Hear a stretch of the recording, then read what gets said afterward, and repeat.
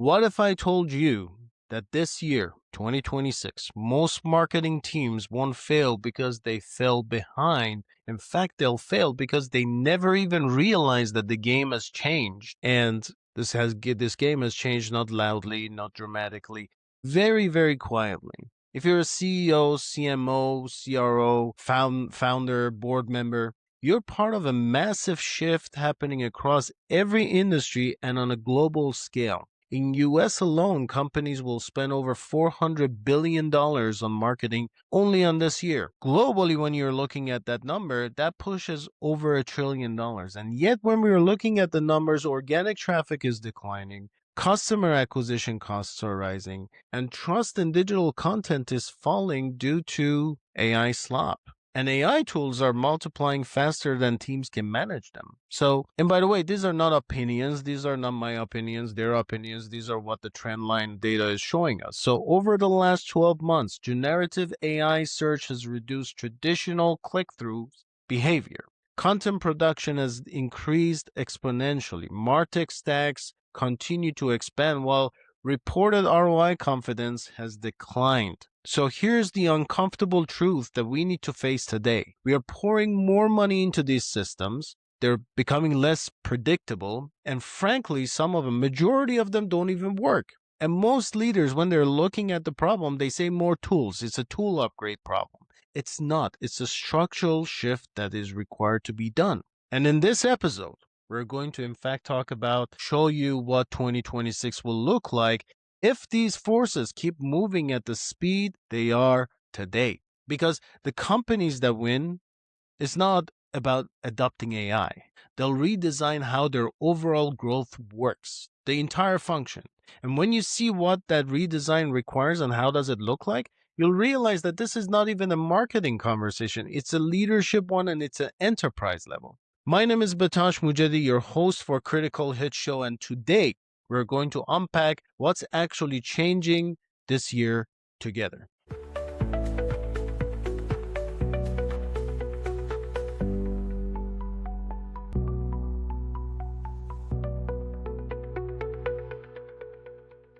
Something simple. Marketing today looks busy, it looks productive, it looks advanced, but underneath the activity, the ground is shifting. First, there is more content than humans can consume. AI has made it so easy to create blogs, ads, videos, emails, landing pages. What used to, in fact, take people to get done in a matter of weeks, now it takes a couple of hours. So everyone is publishing in the digital scale. Everybody's publishing. And in terms of microeconomics, content market economy, this is really a supply and demand problem. The supply has increased, yet the attention of the humans has not. In fact, trust in digital content is declining. People are skimming more, they're clicking less, they're asking AI tools instead of searching websites. So supply of content is exploding. Demand for attention to these content is flat, even shrinking and declining.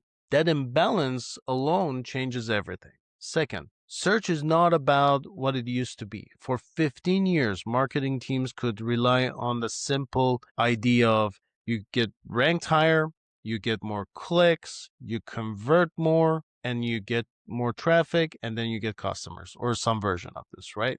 But now AI generated summaries answer questions before someone clicks. Discovery is happening inside chat interfaces, and zero click behavior is rising. That means traffic is no longer guaranteed, even if you rank. Most dashboards still measure clicks, not realizing that the shift has gone from clicks to influence. Third, we've added tools instead of clarity to our systems. Every company, we got CRM, automation tools, analytical tools, attribution tools, AI writing tools, AI design tools, data platforms, multiple of these, and somehow we just feel like it's not enough, and so we add more to it. And then on top of that, we add more dashboards, less directions. AI didn't simplify the system. AI can't simplify the system. It just makes all that chaos that I just described much, much louder. And fourth, AI adoption is not a tactical thing, it's a structural thing. Teams are using AI to write faster, edit faster, summarize faster, but very few organizations have redesigned their foundational workflows for such adoptions. It's like, you got the turbo engine to add to the car, but you don't check the steering. In fact, we all know the simple rule: speed doesn't fix misalignment. So here's the real problem. We are optimizing inside a model built for cheap traffic, human only content, linear funnels, departmental silos, and that model is fading. Not crashing, absolutely fading. Gone away. This year, the company still operating inside that structure will not because they're bad at marketing, because the system that they built are built around things that no longer matches how the buyers behave. And that's where we need to shift the conversation. It's not a social media trend. It's not about latest AI tools. It's not even about marketing performance. This is purely about how your company grows. That's the question, because growth is not magic. Growth is a system. You got to treat it like a system at least. And when the environment changes, the system has to change with it. Right now, many leadership teams are treating AI like a productivity upgrade, right? Can we produce more content? Can we lower agency costs? Can we speed up the campaign launches, so on and so forth? All those are, the common denominator, all those questions are efficiency. In 2026, efficiency alone is not going to be rewarded. It's going to be rewarding clarity. So here's why it should matter to you today. Your growth will depend on direction, not the volume. If content becomes easy for everyone to create, then content stops being an advantage. What is your differentiator then? The advantage becomes, number one, knowing exactly who you serve. Number two, saying something distinct and differentiate. Showing up to the right place at the right time and consistently. That's not a marketing task, it's an alignment first task. If the executive team is not clear on positioning, AI will just help you scale the confusion faster. Systems will matter more than campaigns because campaigns are short term, systems are long term, right? This year, the companies that win won't have better ads, they'll have better internal alignment between you got to go with the marketing, sales, product, customer success. Because AI compresses time. If your teams are misaligned, you feel that pain faster. If they're aligned, you grow faster. Speed amplifies whatever structure you already have. Marketing becomes a board level conversation. That's the quiet shift. When organic reach becomes unpredictable, paid media costs rise as they do this year with the election and many, many impactful effects that are going to cause the paid media costs to rise. Attribution becomes less clear, AI changes discovery, and suddenly marketing risk becomes a business risk. Boards will ask, how durable is our growth engine? How dependent are we on these channels? How defensible is our brand to AI-driven search? And many more questions of same color and impact. These are not really CMO questions, there are governance questions. So why does this matter? Because 2026 will expose which companies were built for growth on tactics versus the companies that were built on structure, aka the system. If your every answer to your every question is channel tactics, it's going to feel unstable. The ones that were built on structure will feel calm even as the market shifts. And then that brings us to uncomfortable part. What happens if you don't adjust? What are the risks, right? And think about it. Most companies don't collapse overnight. They slowly lose their edge. And in the next 2 years, right, until 2028, the risks are not going to be that dramatic. You're not going to really feel it. It's going to feel normal. That's what's dangerous about it. But then risks start piling up. Automation chaos. AI makes it easy to move faster, but faster towards what, right? Everybody clapping around the table, celebrating AI. But where are we going? What does success look like? If your positioning is unclear, if your sales and marketing disagree on ideal customers, if your data is messy, AI will amplify that confusion. You won't notice at first, but you're really going to be, you're going to see some activity, more content, more emails, more tasks, more campaigns, right? But not necessarily the growth that you desire. And as we said, speed without direction feels like, it feels productive, but it's not the growth, right? And that productivity also slowly and gradually goes away. Another risk is tool creep. Every new challenge gets new platform. Oh, traffic dropped. What are we going to do? Let's buy a new SEO tool. Conversion dips. Oh, what are we going to do? Let's have an analytical dashboard.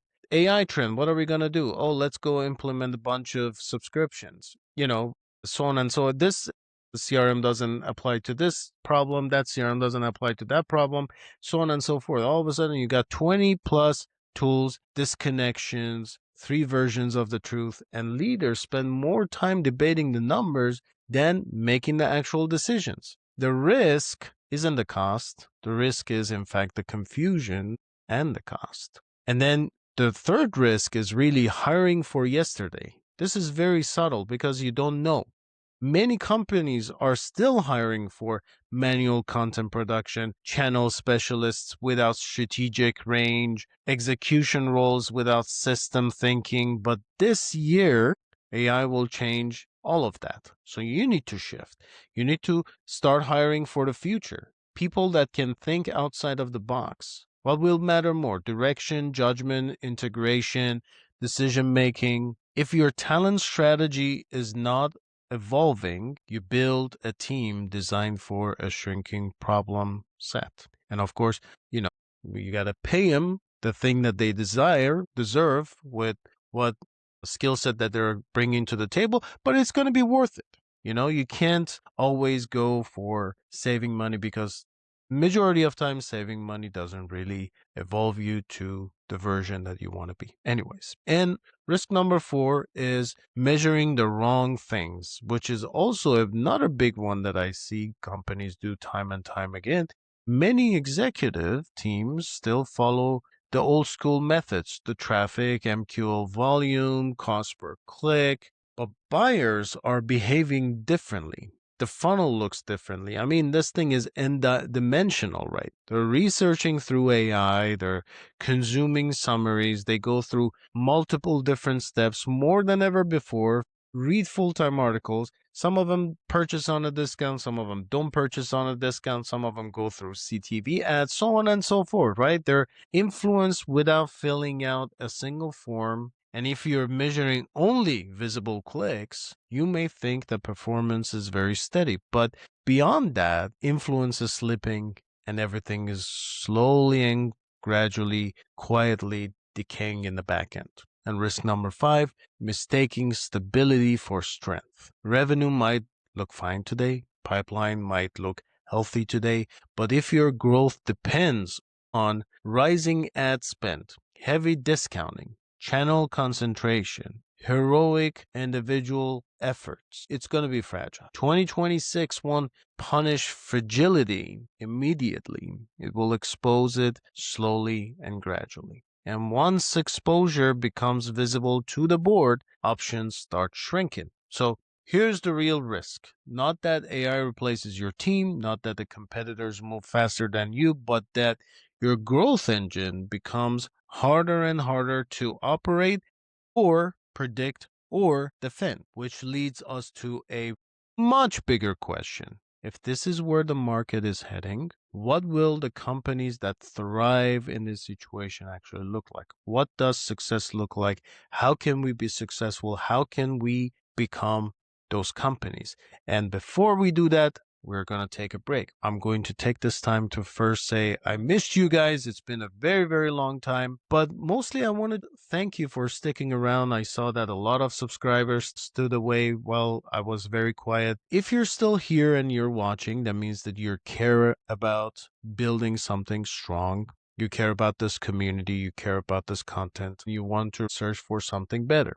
And that really, truly matters. It matters to me and it matters to you. You're the energy that keeps me going. To provide me with more of that energy, I have a small favor to ask. If this conversation is still useful to you and you want more of it, subscribe to this channel and tap the bell button so you don't miss on any of the future episodes. Subscription is of course completely free, but it sends the signals that I need to tell the algorithms, hey, we got a very healthy community and people love what they see. It also helps us grow this community of leaders who want clarity and want to fight the noise. So, with that being said, let's dive into how the success looks like and how we can actually hit those success points in 2026.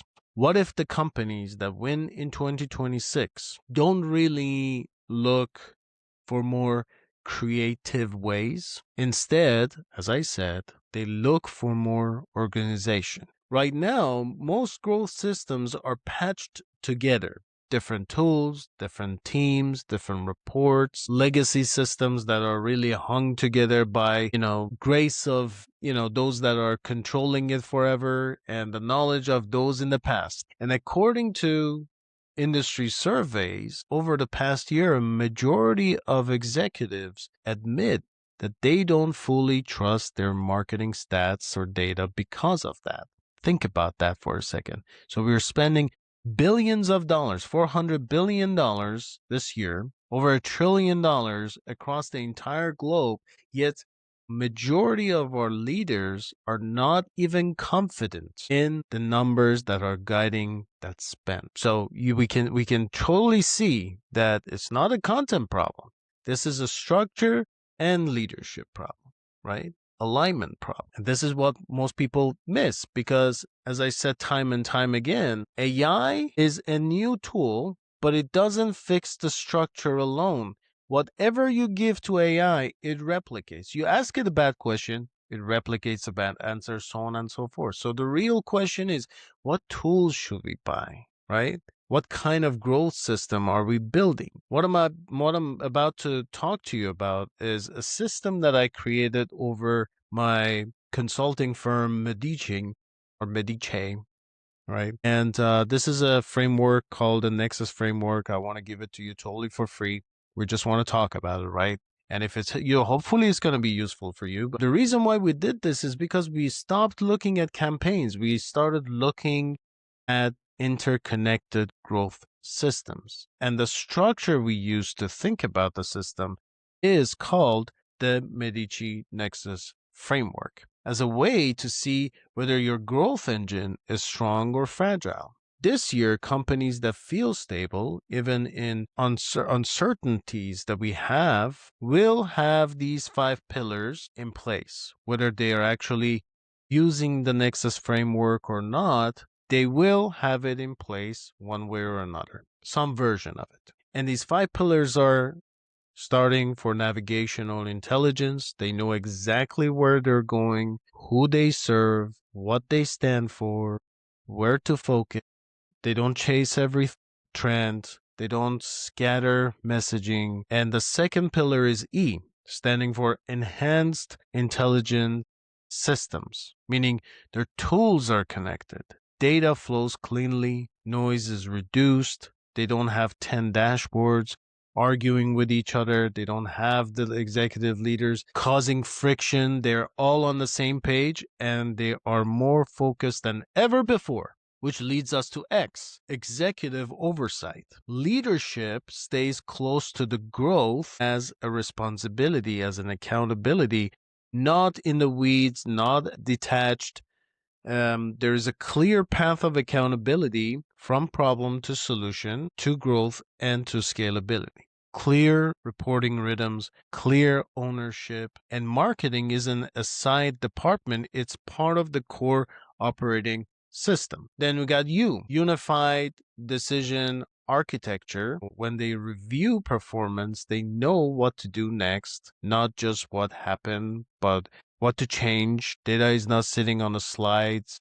It drives action, it drives the next move, and it speeds up decision making. And finally comes to S in the Nexus, which stands for sustainable growth loop. This is the long game Companies that apply the S, they don't rely on big spikes. They don't.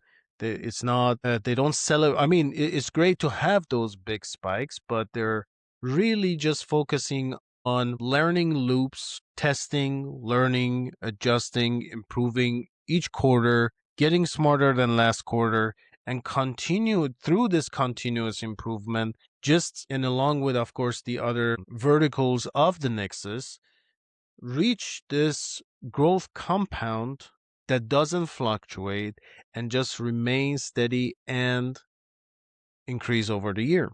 2026 won't reward the loudest marketers. It will require for you to design the most aligned structure possible. And we shouldn't really think about those structures as restrictive. We need to think about it as a stabilizing factor. That's why the Nexus framework is so great, because Nexus framework is not really putting you in this limited, restrictive area where you don't operate. In fact, it opens up your mind to identify what works and only focus on things that matter to you and your business. So the calm system essentially is going to win at the end of that. And then, because the companies that feel strong in 2026 will start preparing in the next 12 months to 18 months, you don't need to overhaul everything tomorrow. Nexus framework, there is a ladder and there is a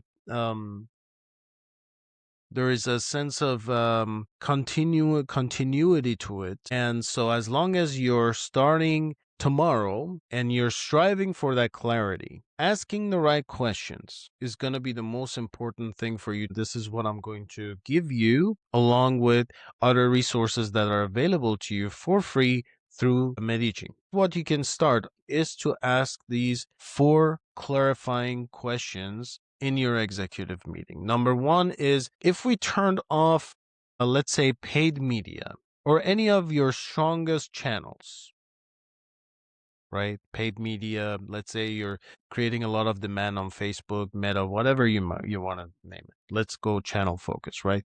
A thing that is going to make you the most money. If you turn it off tomorrow, will you still generate demand, and will you be able to generate the same amount of demand as before, right? So essentially, do you have the confidence to turn off the one thing that makes you the most money throughout the year? And if you take that off, would the inbound continue? Would referrals sustain? Would perhaps the brand pull carry, the most weight?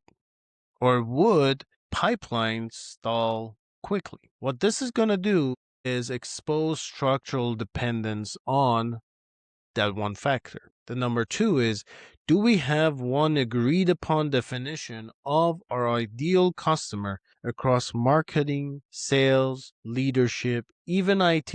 Not 3 versions, not close enough, one clear answer. And let me tell you this, I really recommend you, if you're sitting down here, really focus and put pressure behind this question, essentially question number 2, because it sounds so simple that you start asking yourself, well, how come a business that was in business for the last 50 years doesn't know the definition of the customer? You'll be surprised how many companies, after years and years of working in their space, they still don't know their ideal customer. They don't know the definition of the customer. And spend time and really figure out your ICPs, figure out the definition of your customer, and figure out if your navigational intelligence is weak or not.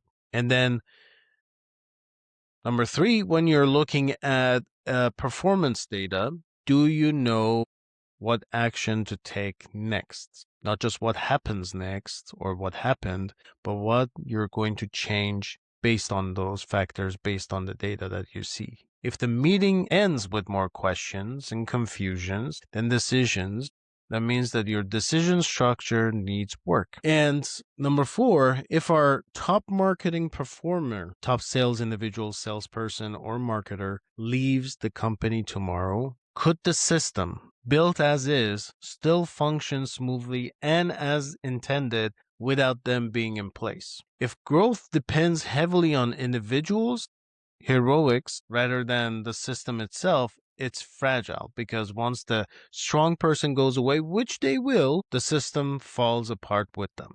So these 4 questions won't solve it. They're not intended to solve it for you. They will be guided a compass, a very small compass for you to at least try to figure out where you're lacking or where the opportunities, strengths, and weaknesses fall, right? If you want to have a clearer picture of what we discussed today or where your organization stands, we built something else in Medici called the Medici Nexus Assessment, which is absolutely a free resource. I'm going to put the link in the description and somewhere on this page. Have a look for it. And this quiz is built for you to really score your organization across these 5 Nexus pillars. There's absolutely free, no strings attached. You can use it to really show you what those areas are based on the way that you can answer your question. In fact, it might even be a good practice for you to grab the link and share it amongst 5 different leaders. As a closing thought, 2026 is not really a deadline for anything that we discussed today. It's going to work as a direction. It's never too late, but every time that we say that, it's already late, if that makes sense, right? So we need to start. There are many companies that are still not embedded truthfully on social media, especially across the B2B space, right? Can they go and be applied across social media? The market is moving towards clear positions, connected systems, executive level growth oversights, faster, smarter, better decisions, and compounding learning loops. And those are the 5 Nexus frameworks. And utilizing that or focusing on these 5 pillars, as I said, you can drift into the future or you can design it for your own. And you know what? We're all creatives. We're all decision makers. We're all strategic minds. And hopefully what I'll see in the future is maybe you'll have a better version of Nexus Framework. All of this is going to be feeling like it's preparation, not prediction. And it is what creates advantage for us in the future. And with that being said, thanks for watching, and I hope to talk to you guys soon on the next episode.